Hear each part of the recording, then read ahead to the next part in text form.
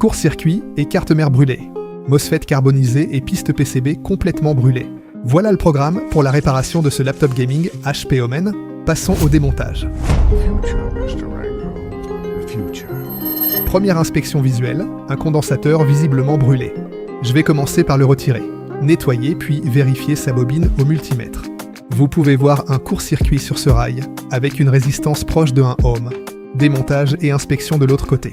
Court-circuit également sur ce MOSFET, mais aussi une forte décoloration du PCB, indiquant une chauffe excessive à cet endroit. Je vais commencer par retirer ce MOSFET. Le problème dans ce genre de cas de surchauffe, le MOSFET finit par fusionner complètement avec la carte mère à cause de la chauffe extrême de celui-ci. Il devient donc impossible à retirer sans endommager le PCB. Vous pouvez voir la couche secondaire du PCB sous le MOSFET, complètement noirci, presque carbonisé. Le carbone étant conducteur, il faudra impérativement traiter cette zone, nettoyer et isoler cette couche du PCB. Contrôle du court-circuit sur le rail secondaire, toujours présent. Je vais injecter un volt sur ce rail et vérifier à la caméra thermique afin de trouver le composant défectueux. Ce condensateur est en court-circuit, je vais le retirer puis vérifier à nouveau mon rail.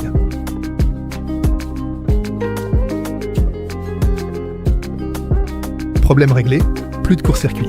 Passons à la suite. Il faut maintenant réparer et remettre en place les MOSFET abîmés sur le rail principal.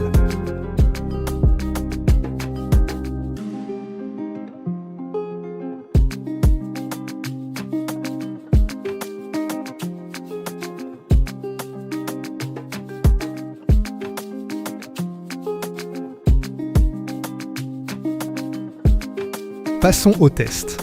La carte ne démarre pas, les tensions sont manquantes, signe que les MOSFET ne laissent pas passer le courant. Je n'ai aucune tension sur les gates, ils ne sont donc pas commandés. Je vais bypass temporairement les MOSFET afin de vérifier si la carte boot. Avec le bypass, la carte consomme entre 1,5 et 2 ampères, signe d'une activité normale. Le problème est donc seulement sur les gates des MOSFET.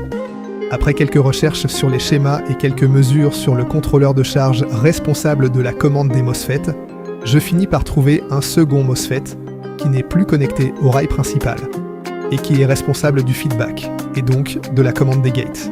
La piste a été coupée au niveau du PCB brûlé. Je vais donc souder un fil directement sur ce MOSFET et rétablir la connexion avec le rail principal. Vous pouvez voir maintenant la LED du chargeur allumé, indiquant que les MOSFET sont bien commandés. Problème réglé. Je reprends les soudures pour une installation définitive et je passe au remontage pour test.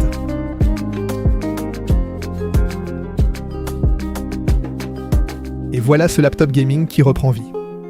Je vais maintenant effectuer un benchmark afin de valider la réparation et je vais pouvoir retourner ce PC à son propriétaire.